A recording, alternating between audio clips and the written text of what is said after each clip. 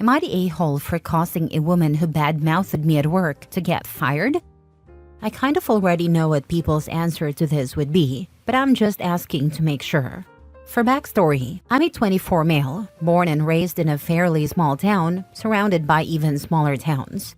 People from the surrounding towns come here to get their degrees/diplomas from our local university and college, because their towns don't have good options. My town is big enough to be a hotspot for the surrounding areas, but still small enough that most people know each other.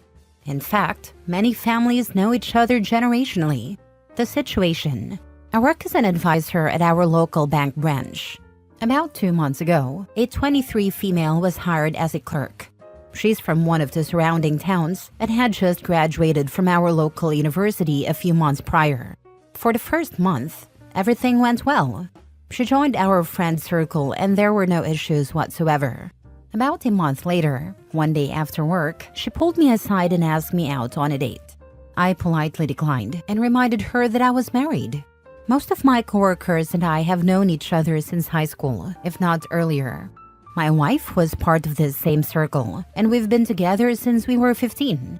This topic had come up before, and I always wear my wedding band, so I found it odd that she asked me out, especially since there were other single guys in the office. But I brushed it off and thought that was the end of it. That happened on a Friday.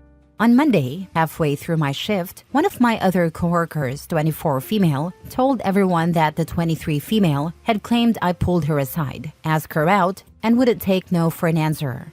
She also claimed I had started stalking her on Snapchat and Instagram. Here's the thing, my coworkers knew I didn't even have Snapchat or Instagram, and they knew how close my wife and I are, so they realized she was lying. However, there were a couple of coworkers who didn't know me as well and may have believed her. I told my coworkers not to confront her, and instead explained what actually happened. I told them to ignore her lies and just agree with whatever she said because I didn't want to escalate the situation. I figured she was just being childish and didn't know how to handle rejection. The escalation. About 2 weeks later, my dad called and said he needed to speak to me. When I went to my parents' house, he told me that a friend of his, who's a client at the bank, mentioned I had been stalking a girl at work. This client had heard it from the 23 female, who was now looking for another job and asking for his help. I explained the truth to my dad and decided I needed to put a stop to her lies. The next day, I explained everything to HR. Once I told HR that clients were getting involved, they took the matter seriously and opened an investigation. They interviewed me, my coworkers, and the 23 female. Everyone backed me up, and camera footage showed her pulling me aside, not the other way around. HR confronted her, and she tried to claim I was stalking her by showing them an Instagram account with my face on it. Here's the kicker. The photo she used was the only photo of me on one of my coworkers' profiles. She had created a fake account and sent herself messages to make it seem believable. HR fired her on the spot for spreading malicious rumors and disrupting the work environment. Since she was still in her probationary period, she didn't receive severance or any additional pay. Given the small town environment, news spread quickly. Her job prospects here are now non-existent. This is why I'm questioning whether I handled it the right way. On one hand, I'm relieved to have cleared my name. But on the other, I wonder if I should have confronted her directly instead of involving HR. Now for the top comments before reading the mini update.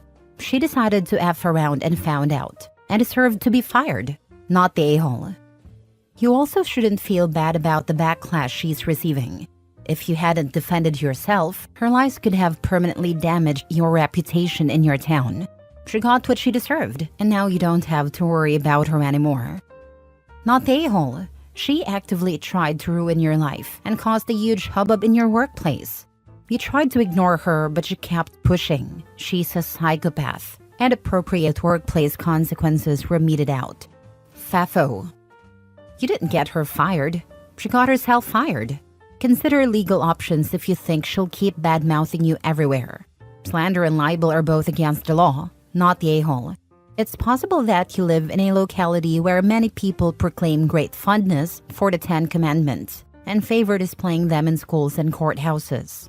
If so, she should be reminded that "thou shalt not bear false witness against thy neighbor" was important enough to make the short list when the Almighty drew up the "these are my rules for you" starter kit. Therefore, her behavior is an offense against the law of humans and of multiple religions. And lies need to stop, and she needs to keep your name out of her mouth and off her keyboard. I don't think she will do it again, at least not to me, but I'll still speak to a lawyer friend of mine.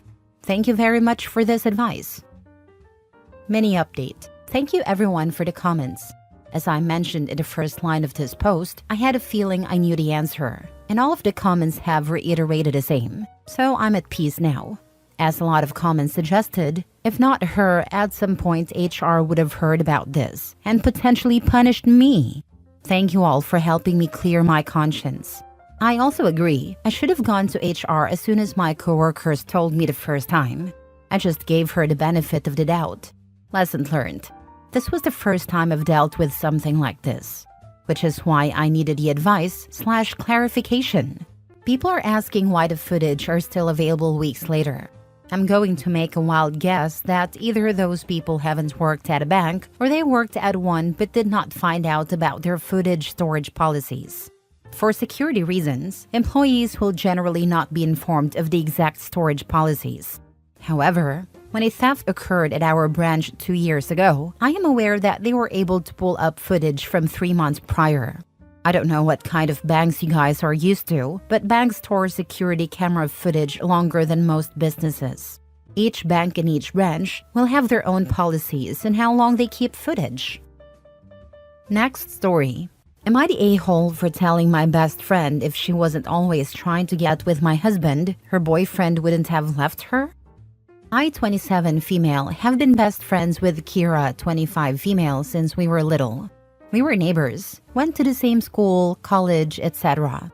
She was my maid of honor when I married Rowan, 28 male, who we went to college with. At first, Kira had a big crush on him, but he started liking me. We slowly got closer, and I started liking him too. This was after Kira had told me she'd gotten over it and was dating another guy. But I still felt really guilty and didn't want to date him if it would hurt Kira. I asked her multiple times if she was okay with it, and she said she was, so I thought it was fine. Kira's been with her current boyfriend, Adam, 27 male, for a year or so. However, over the last few months, she's been acting strange around Rowan. Whenever we'd hang out just the three of us, or even with Adam there, she'd always find a way to sit next to Rowan, laugh at everything he said, etc. At first, I didn't think much of it, because I knew that's kind of her personality, and her and Rowan are friends. But then she started always asking me if Rowan would be there before she came over, and if I said no, she'd often suddenly say she couldn't come. Sometimes she wouldn't show up even if I said he was there. Rowan also told me about a comment she made to him once, about how he was so patient for putting up with me being too tired to do anything with him now that I was pregnant, which I thought was weird. The odd behavior continued, but to be honest, the pregnancy has been keeping me too exhausted to dwell on it. Rowan seemed as friendly with Kira as always, but 2 days ago, our mutual friend Shay threw a dinner party. Rowan and I went, as did Kira and Adam. Kira got a bit tipsy, and she kept trying to sit with Rowan and touch him. He excused himself a few times, but she kept finding him. I tried to get her to back off a few times, and I was getting mad because this was crossing a line. She started slurring about how I stole Rowan from her. Thankfully, Adam was too busy talking to Shay's husband to hear this, but he definitely saw Kira's actions. The next afternoon, I was at Shay's again with some friends when Kira showed up. She was crying because Adam had broken up with her that day, saying he didn't think they were going to work out. Everyone was consoling her, but I was just kind of sitting there. I couldn't help but feel like she brought this upon herself. She asked me, "Aren't you going to say something?" So I said, maybe Adam wouldn't have left you if you weren't trying to get with Rowan all the time. Some of our other friends were shocked to hear this and got mad at Kira. Others were angry with me, saying Kira was just really friendly with everyone and that was a horrible accusation to make. Kira was upset, saying she couldn't believe I thought that of her and maybe we really weren't that close. She left in tears, and I left soon after too. Now I don't know. Maybe I was wrong. Kira had been drinking at the dinner party and might not have meant what she said, and the other stuff could have been nothing. Maybe this was too harsh to say to her after a breakup, and we could have talked privately, not in front of our friends. Am I the a-hole? Not the a-hole. Well, not entirely. Yes, it was kind of rude to say that after she had been dumped, but she'd been acting this way for a long time, to the point where even Rowan was uncomfortable, but she still persisted. Getting drunk didn't help, and I bet Adam did hear her say you stole Rowan from her. From my point of view, she's clearly been jealous this whole time. She hasn't moved on and has only tried to get closer. Rowan also brought up that weird comment she made about you being too tired to do anything. That's not a normal thing to say to your best friend's husband, even as a joke. It's messed up, not the a-hole. I don't know what the rules are in relationships, and they are probably different for every couple, but at a certain point, should he have shut it down himself? Kira's trying to sleep with your husband. She's not your friend at all. You are not the a-hole for saying that, but you are the a-hole for allowing her to make your husband uncomfortable by sexually harassing him. If one of your female friends told you that another friend's husband was constantly touching her, flirting with her, and making personal comments about her sex life, what would you say? Start standing up for your husband. Yes, she was letting her husband be sexually harassed. She's the a-hole for that. Next story. Am I the a-hole for not recalling my dog when she chased my neighbors off of my property? I, 30 female, have 4 dogs, but the one this story is about is a 4-year-old Rottweiler named Bella. A few months ago, new renters moved next door, and things have been unpleasant to say the least. The neighbors are always screaming and fighting late into the night, and the men in the home have a habit of always trying to talk to me, or just watching me when I'm outside. This is not done in a friendly way, and it has made me feel very uncomfortable. I'm a single woman living alone, and our police force isn't the best. So I just keep my head down, hoping they'll move out soon. The other night, around 11 p.m., I was outside with my dogs in the backyard. My neighbors have a chain-link fence, but I have no fence along my property except for the part that separates their property from mine. One of my dogs was on a leash, but the other 3 are completely trained off leash and do not leave the yard. I know some people may not agree with that, but I live in the countryside, and also my dogs have never run off. One of the women who lives next door, for some reason, decided to enter my yard because she wanted to just play with my puppies. Bella growled and walked closer to me, and I asked the woman to please leave. But she just kept telling me it was fine and ignored what I was saying. One of the men decided to join her, and they came further onto my property, which led to Bella barking. After a few moments of them continuing, Bella chased after them. She stopped running the second she hit the property line and went inside with me immediately after. Now these neighbors keep making comments about not feeling safe with their kids and saying I should have called my dog back because they weren't a threat. I don't feel like I did anything wrong, but I also don't want the area to think my dogs are dangerous, especially with the stigma against Rottweilers. I also don't want to stir up unnecessary drama when it's already difficult living next to these people. Am I the a-hole? Now for the top comments before the mini update. Not the a-hole. The neighbor came onto your property without permission and thought she could just pet your dogs. Bella had every right to chase someone who wasn't invited off. If you're worried about your neighbors, get cameras and place them in front and backyard. Cameras are in the plan, but I'm paycheck to paycheck right now, unfortunately. If you're between paychecks, you can still document any harassment and interactions. Write down any incidents and date them, including anything that happens with your dogs. Inspect your front and backyard for anything that's different. Make sure you date everything. Not the a-hole. Your neighbors need to stay in their own yard. That was my thought process when it was happening, but I know that things can be different depending on the breed of the dog. I know for a fact Bella wouldn't have hurt them unless they had tried to hurt me, but I didn't know if that mattered or not. Mini update. Thanks everyone for the advice. I've called a friend who has agreed to come over tonight, and he will crash in my spare room until I feel safe. I'm going to contact the police tomorrow and make a report, as well as get a runner and a cheap camera as soon as I get paid. I'll update if anything changes. But I hope you all have a fantastic night, and thank you for the advice. Last story. Am I the a-hole for declining to invite a woman who has called herself a total klepto into my home? I, 30 female, joined a women's social club 6 months ago because I've been struggling to make friends after relocating to a new city. It took me a while to warm up to the group and connect with people I actually had things in common with. I had to wade through a lot of Botox parties and boozy brunches to find activities that interested me. But eventually I did, and I started attending group events fairly often. I spent most of my time with the women who enjoy reading, doing crafts, baking, sky watching, etc. Among these women is one whom I'll call Andrea, who has repeatedly made comments about being a total klepto. I think she says this to seem cool to others in the group. I reached out to some of the women I see regularly at these events and invited them over to my place to watch a TV show we'd been discussing and do crafts. They were excited and agreed to come. Unfortunately, Andrea found out, presumably because someone asked her if she was going and reached out to ask if she was invited.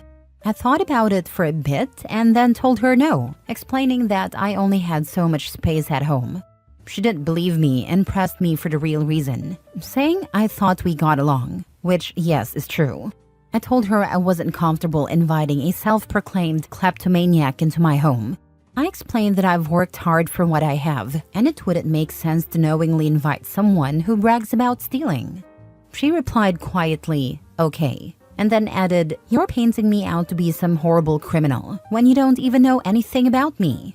I told her that her being proud to call herself a klepto was all I needed to know. She responded by calling me a high school mean girl and ableist. I have no idea where that came from. Unfortunately, this situation has spilled over into the group, which is frustrating. But what surprises me the most is that so many people are defending her and telling me I'm out of touch and take things too literally. Am I? Not the a-hole. Being a thief isn't the same as being a kleptomaniac or a klepto. One of the key factors in diagnosing kleptomania, a legitimate and rare mental health disorder, is the emotional roller coaster around theft. A kleptomaniac experiences intense shame and wouldn't casually tell strangers they've stolen something. Andrea is the ableist one here, for using kleptomania as an excuse to justify her poor behavior. I know some people say things like, I'm being so OCD, when they just mean they're being fastidious. I'm not well versed in kleptomania, but I thought her comments might have been along those lines. It probably was, but it still makes her the ableist, not you. She's not a klepto, she's a thief, and a proud one at that. She's also rude. When you said there wasn't enough room, she should have accepted that answer. She isn't owed entry to your property. Not the a-hole. I had a girl in my sorority described herself as a self-diagnosed klepto who just couldn't help herself when she saw something she liked, whether it was in a store, on campus, or something another person owned. Once she took something, she considered it her property, and heaven forbid you try to get it back. I refused to associate with her outside of required meetings. I never let her near my purse, my dorm, or my car. She cried and called me a bully. People like this always play the victim. I'm glad you're keeping your boundaries.